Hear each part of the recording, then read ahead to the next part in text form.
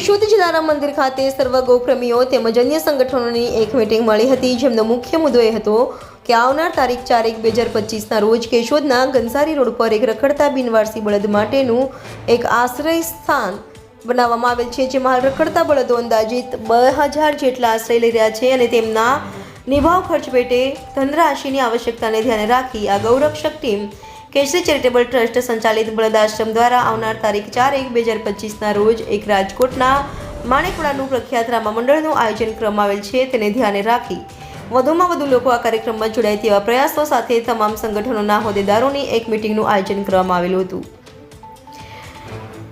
કેશોદ ખાતે બળદ આશ્રમના કાર્યક્રમમાં લોકો જોડાય તેવી અપીલ। રામ મંડળના મુખ્ય સહયોગી તરીકે કેશોદના રાધે ધૂન મંડળની ટીમ જોડાઈ। આવનાર દિવસોમાં બળદ આશ્રય સ્થાનમાં વધુ બળદો રાખી શકાય તેવી વ્યવસ્થા કરાશે। જલારામ મંદિર કેશોદ ખાતેની મીટિંગમાં સૌ ગૌપ્રેમીઓને જોડાવા કરાયું આહવાન।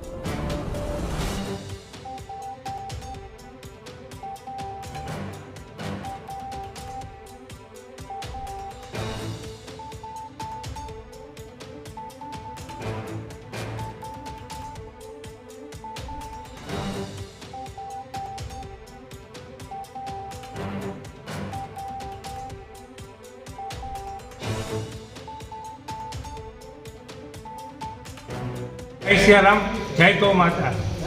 આજ રોજ જલારામ મંદિર ખાતે કેશરી ગૌ સેવા ટ્રસ્ટ દ્વારા ઘસારી રોડ ખાતે જે બળદ આશ્રમ બની રહ્યો છે અને હાલ સ્થાપિત છે, તેમના અનુસંધાને એક રાજકોટ ખાતેનું માણેકવાડા ગામનું પ્રખ્યાત રામા મંડળ, જે આપણે તારીખ 4/1/2024ના દિવસે કેશોદની અંદર રામા મંડળ રમાવવાનું છે, તેના અનુસંધાને તમામ હિન્દુ સંગઠનો તેમજ ધાર્મિક સંસ્થાઓ દ્વારા એક એના આયોજનના ભાગરૂપે મિટિંગની વ્યવસ્થા અને આયોજનના ભાગરૂપે મિટિંગ રાખેલી હતી।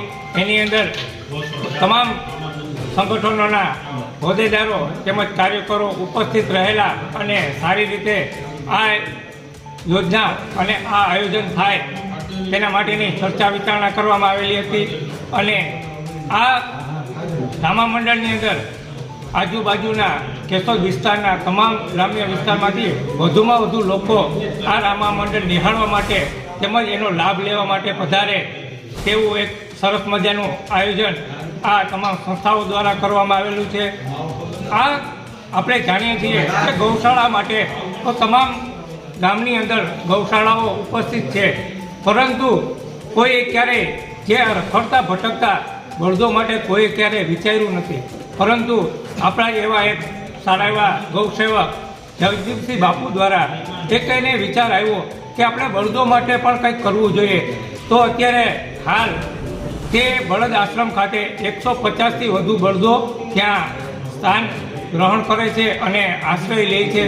અને બાપુનું એવું કહેવાનું છે કે હજી પણ આજુબાજુના ગામડાઓમાંથી જે બળદો જે રખડે છે તેને સાચવવાની જવાબદારી પણ તે નિભાવવા માટે તૈયાર છે, પરંતુ ત્યાં એ જગ્યા ઉપર શેડ અને તેને ખાવા પીવા માટેની વ્યવસ્થાના ભાગરૂપે નાણાકીય જરૂરિયાત રહેતી હોય તો એક આપણે રામા મંડળનું આયોજન કરી અને જે કંઈ પણ ધનરાશિ થાય તો એ બળદોના આશ્રય માટે ઉપસ્થિત રહે અને એને ઉપયોગ આવે, તો એ માટે રામા મંડળનું સારું એવું આયોજન કરેલું છે। તો હું અને તમામ કેશરી ગૌ સેવા ટ્રસ્ટ તેમજ બળદ આશ્રમ દ્વારા એક તમામ ધર્મપ્રેમી જનતાને અને ગૌ ભક્તોને આહ્વાન કરીએ કે તારીખ 4/1/2024ના દિવસે આપ પણ રામા મંડળ નિહાળવા આવો અને આપની યથાશક્તિ પ્રમાણે યોગદાન આપો, એવી એક બળદ આશ્રમ વતી આહવાન કરવામાં આવે છે। તો તમામ ધર્મપ્રેમી જનતાને પધારવા ભાવભર્યું આમંત્રણ આપવામાં આવે છે। જય જય સિયારામ।